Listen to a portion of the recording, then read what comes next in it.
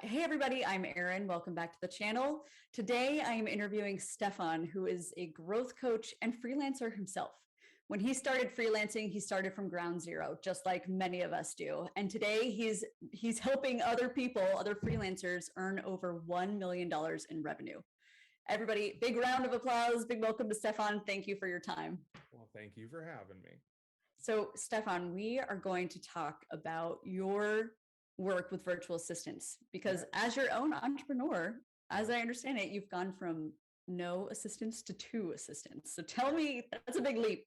Tell me a little bit about why you even started with virtual assistants in the first place. Absolutely. So as I was building up my own business, I thought about the classic dilemma of, do I want to build an agency? Do I want to launch into courses or coaching? And I knew that I wanted to go the coaching route and a course route because I loved teaching people. I have for a lot of my life and I do now. So it's like, okay, I'm not going the agency route, but that doesn't mean that I can't have some help, because it started to get really busy for me in a good way. That I complaining about being busy, I feel like is the worst. It's a good problem to have. Yeah. But I did realize that I'd gotten so used to certain things like filling out my invoices or sending very transactional emails to clients that to me, it felt like nothing. But when I started thinking more and more about what takes up my time, it was these tasks. So I thought, okay, I probably need to learn to ask for help, because like a lot of independent entrepreneurs, I'm fiercely independent. I want to do it all myself. But it's like, okay, no, it's not even about building an agency. It's just not about, it's about not taking up all my time and exhausting me to some horrible degree. So that's how I realized I needed some help. And when it came to actually finding that help, I did this process of, unfortunately, I hired a VA first, and I feel bad because it's not this person's fault, but I was not prepared for it. And so it didn't go really well. And they kind of said like, look, Stefan, you're great, but no. So they broke up with you essentially. They did. Oh, I'm sorry to hear that. I know. They're lovely. I wish them all the best. And frankly, they were right to do it. I was not a good client at first because I wasn't prepared. So I later started documenting all my tasks, exactly what I do to complete them, and used that to hire a new virtual assistant. And the 2 skill sets that I really needed help on were business admin and then financial admin. So the financial admin would be logging into my FreshBooks account and filling in my invoices and making sure that when I complete a task, it is financially accounted for so I can later invoice my clients. Oh, brilliant. Yeah. And then the other side is helping me publish things to my Instagram and a lot more of those business and marketing support tasks. And the reason I decided to get 2 VAs instead of 1 is because I needed someone who could think procedurally about money and someone who could think procedurally about social media and things like that. And those are often just a different mindset. I don't think I would have had a problem having one. It's just that I found a great VA for the money thing first. And she was like, look, I'm not going to do your other stuff, but I'll do this if you want. And then it was like, great, I'll get someone else for the second. So that's how it ended up being 2, because they were very different baskets of tasks. I love that story. I love that you went from 0 to 60, but you've brought up a lot of good touch points. Something that I teach frequently to students on this channel and on my online courses is that you need to be able to work with a client who's willing to document some of their own systems in place first and foremost. Because at the end of the day, it's very hard to work with any client or any virtual assistant if you don't have some sort of standard operating procedures. Absolutely. So the fact that you built out your workflow and how you like things to be done is exactly right. That's perfect. And I'm curious, if you worked with a VA who had some of these built out for you, would that be beneficial to you? Or do you really feel like you had to sit with your own kind of thought processes and go through what your outcomes were, what your goals were? I know. So I think the short answer is yes, I actually would have thought that was valuable, because when I think about how I build my own business as an entrepreneur, because I'm a service provider, solutions provider, same as a VA, I do content marketing and strategy, but it's the same fundamental thing. I'm providing a service to my clients. And I know that when I'm looking at a new client, the first thing I need to know is, do you have a reason, a goal, a direction that we're heading in, because I can only provide value as someone who helps you on your journey. It gets you to a part of your journey faster or better than you could do yourself, or just frees up your time in order to do other tasks. The principle of a VA, I think, is very similar from my understanding and how I've worked. I think so too. And so I love this idea of like proactive suggestions, where, to use myself as an example, when I'm talking to a potential client, I'll ask questions about their goals, ask questions about their content needs, because that's my special area. And then I will offer a suggested process based on what I'm used to, what I know I'm good at, what I know I can deliver, and what I've seen successful with previous clients, which is something you pick up over time. So a VA who might come to me and say, okay, you're looking for a VA, that need is settled. You have these goals. You know, when I work with clients, I usually do A, B, C. Yes. Would that work for you, or do you want something different? And I love this because when I coach other freelancers, I often say that the best thing you can do with a new client is get them in a situation where they have to agree or correct you, because either way, you will get process that you can actually execute on. Because I'm either going to say that suggested process is perfect, let's do it, or say, that's not a fit, I actually need DEF. Yes. And then you as a VA can say, okay, I can do that, or be really honest if you can't, and then that's okay, and we can part as friends.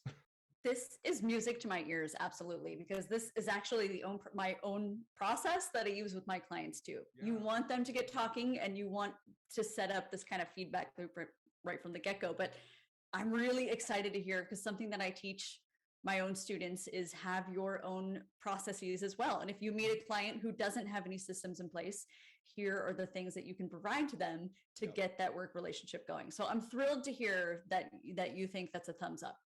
Yeah, so for all VAs out there, have your own process. I call it the lazy river approach. Tell me more. Yeah, so I often say there are only 3 things that matter in freelancing. One is that what you do doesn't matter. It only matters what your client needs. The second is that you have to explain what you do in the context of your client's needs. And then the third is you have to be easy to work with. And being easy to work with isn't just being good at your job.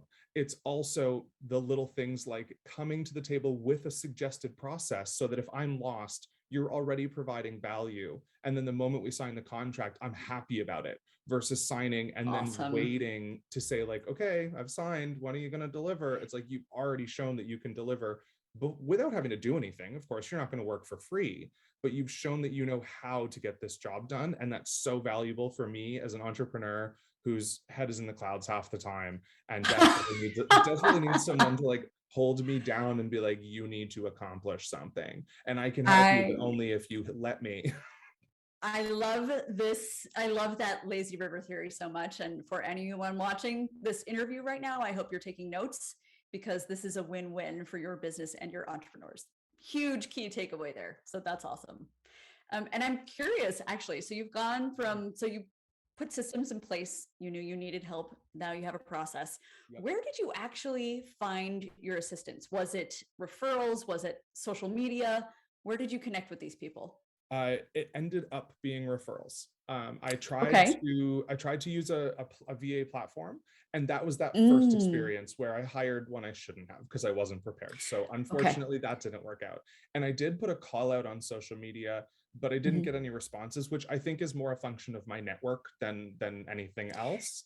Interesting. But then I asked around for some referrals, got a couple great ones, and that ended up being the ticket. Perfect. Something that I say too is that referrals are still some of the most popular, if not the most popular way to find clients. And I'm interested to hear a little bit more about your social media, because something I think I see a common problem is that entrepreneurs like yourself are in need of an assistant. There are plenty of great assistants out there in need of clients. And for some reason, nobody is talking to one another on social media, but everybody is hanging out in this kind of nebulous place. So I'm curious, should or had a virtual assistant seen your postings on Twitter or LinkedIn? Had they seen you post these things, what could they have said to you that would have sparked your interest? Absolutely. So I go back to that lazy river approach that I just mentioned, Okay. where I've had people kind of give me call outs on social media for other things in the past, but it's always a response that's like, hi, I can help you. DM me for more info. That's the kiss of death. I Yeah. hate that Or like, response. hi, this is me. Here's my website. And it's like, okay, the question was, who can help me? And you did technically respond to the question, you can help me, but it wasn't easy.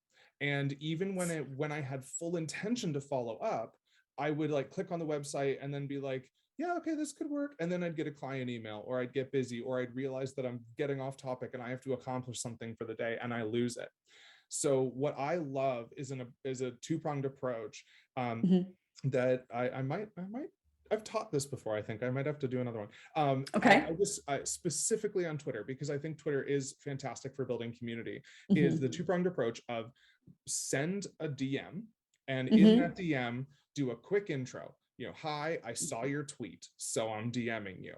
Yep. And I'm a VA that at a high level does blah, blah, blah. Like I'm a VA that helps with financial stuff.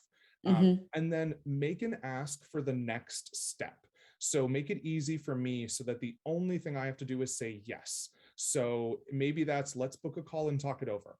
Maybe that's, like, here would be some questions. Can you let me know if these make sense for you? Like whatever it is. I think usually it's going to be a call, because we are Yeah. talking about a client service engagement, but Yes. be confident enough to ask for that call, because what that says is you actually feel you can help me. Like you read my tweet Oh. and you'd sent me a DM saying, hi, here, like I'm a person. I saw your tweet. So you're explaining why you're DMing me. You're not just sending a random Yes. DM. I did kind of semi-solicit a DM from you, so that's okay. And say, look, I think I can help you. I'm a VA that specializes in blah, because you tweeted about needing blah.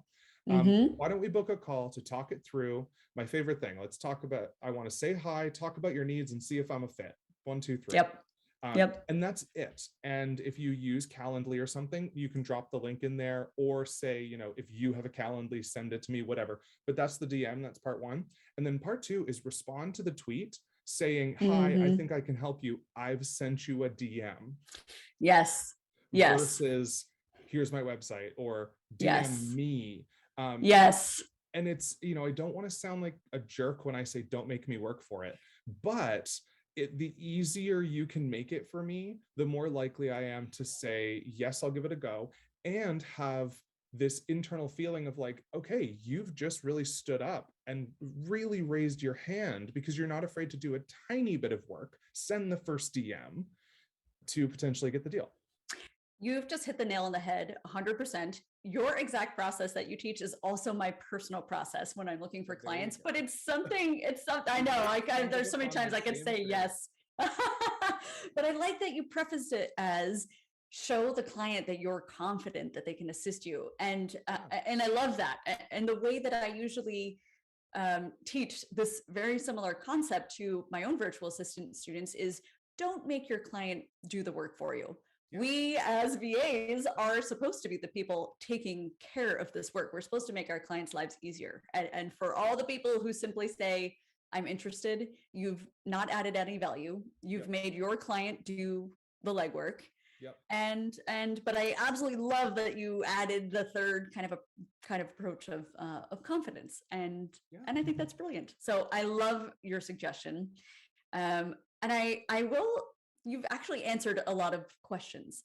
I had a couple other user submitted questions for what factors deter you from following up with a VA. I'm going to just go out on a limb and assume it's for the people who say, I'm interested, DM me, email me, here's a link.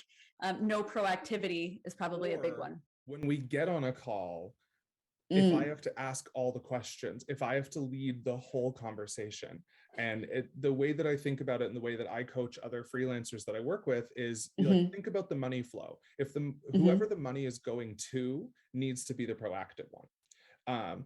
And so, well said. Well said. So, when we get on the call, I had this happen. I was interviewing a VA who I ultimately decided not to work with because of this situation. We kind of get on the call and they go, great to chat with you. Hi. And I'm like, Mm. mm-hmm. Uh-huh. Um, Dead airspace. yeah.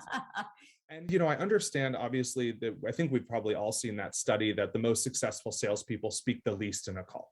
Yes. And that is Yes. true. But Yes. you've got to take that lead, ask a couple really good questions, and then let me Yes. ramble. I could not agree more. Again, we have a very similar workflow. Something that I teach again is ask questions, be interesting, but also be interested. And I think the client will always come away with this calm sense of this person understands me. They want to get to know my business. Yes. All you've done is ask some really pertinent but interesting questions. I totally agree. There's nothing, the kiss of death is just the silence on the phone call and expecting the other person to lead it. Oh, absolutely. I say the same thing. You say interesting and interested. I say come with genuine curiosity. I love that. Because at the end of the day, you also have a choice whether you're going to take me on. So it's not just about me assessing you. You are also assessing me. I would hope that you would want to know about my business, not because I'm so special, but because if we work together, you're going to have to engage with it. You should figure out if it's a business you give a crap about. Absolutely. And I think to go a step further, to really figure out if you like this person, like, can you see yourself working with this personality? Yep. Because there is so much communication. So it's wonderful that you found two VAs who mesh well with you and who are interested in your business as well. Well done. Thank you.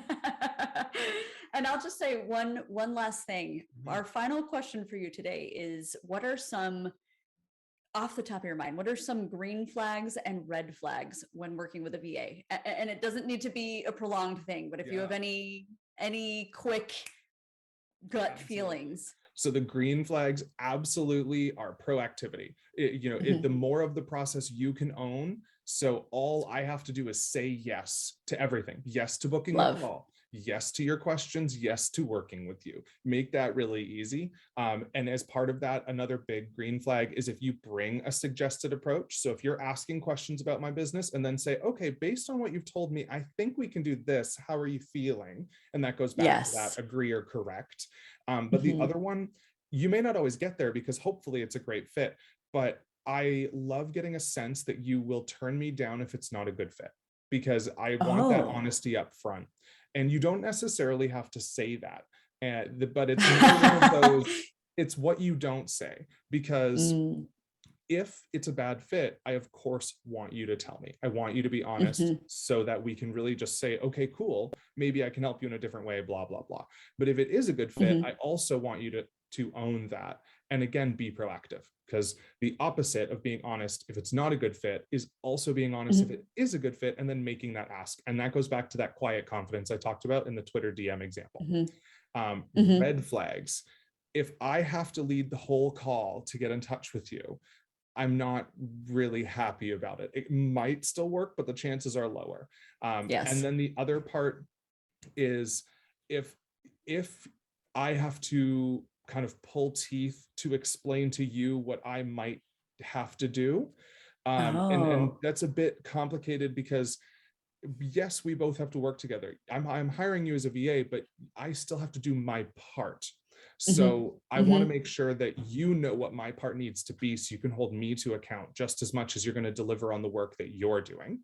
And the third one, probably debatable, but I get concerned when people start the how I work conversation by talking about their rates.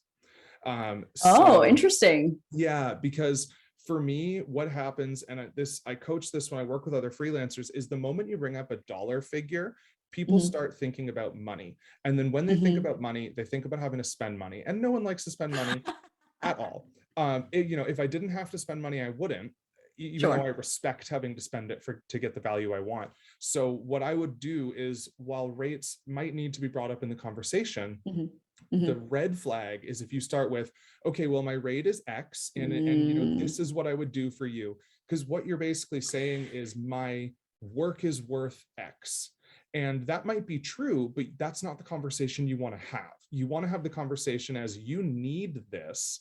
I can do this. By the way, it costs X. I totally understand where you're getting at, especially prefacing it like, this is the value you're getting in me. Actually, I do have a question based on what you've just said. curious, something that I do myself and teach to others is I try to say, have that rate conversation in writing beforehand. There's a record of it. If the client, even beforehand, looks at your rates and thinks that's reasonable or that's within my budget, let's get on a call. At that point, I almost don't even bring them up. I talk more about the value that they're going to get. And if rates come up again, we can certainly talk about that. But I'm curious to know, does that kind of alleviate some of that pressure? If a VA were to send you a message and say, here's what I can offer for you, to you, here's, what I would propose that we do. Let's get on a call. Here are my rates, maybe even the hours that I work. Does that feel good to you? Honestly, it might make it a little worse. Really? Okay, tell me why. This is great. I would flip that personally, because if you bring up rates before we even get on the call, that's the only thing I'm thinking about the whole call. So for me, it's a lot more, what do you need? And then what does it cost after? It's a more bespoke approach. The other part too, is that if your rates are fair, if you've done some of your own research and you know that you're not charging crazy high rates, then bringing it up ahead of time can almost be an obstacle. Now, if you are a very premium VA working with very premium clients and you think that someone doesn't fit that, you can bring up price as a purposeful obstacle. I see. I'm really thankful actually for your feedback, because this is invaluable even for myself to consider.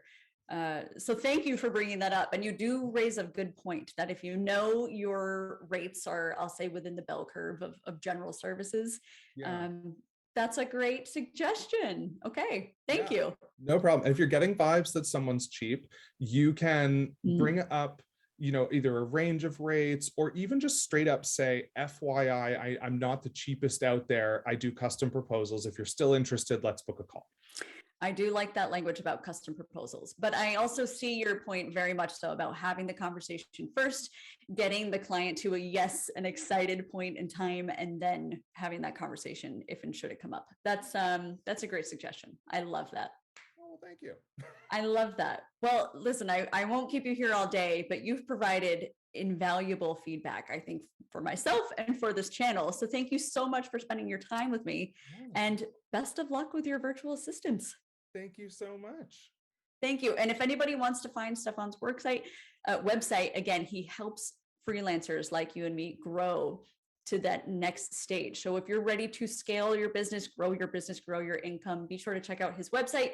Stefan, please hop in with some of your socials and websites so we can send people your way. Absolutely. I mean, come hang out with me on YouTube. I think we can probably put a link somewhere. Yes. But then on Twitter at Stefan Palios, I'm most active there. Feel free to shoot me a DM if you have any questions, or I'll leave a comment on any of my YouTube videos. Awesome. Thank you so much. Really appreciate this conversation today.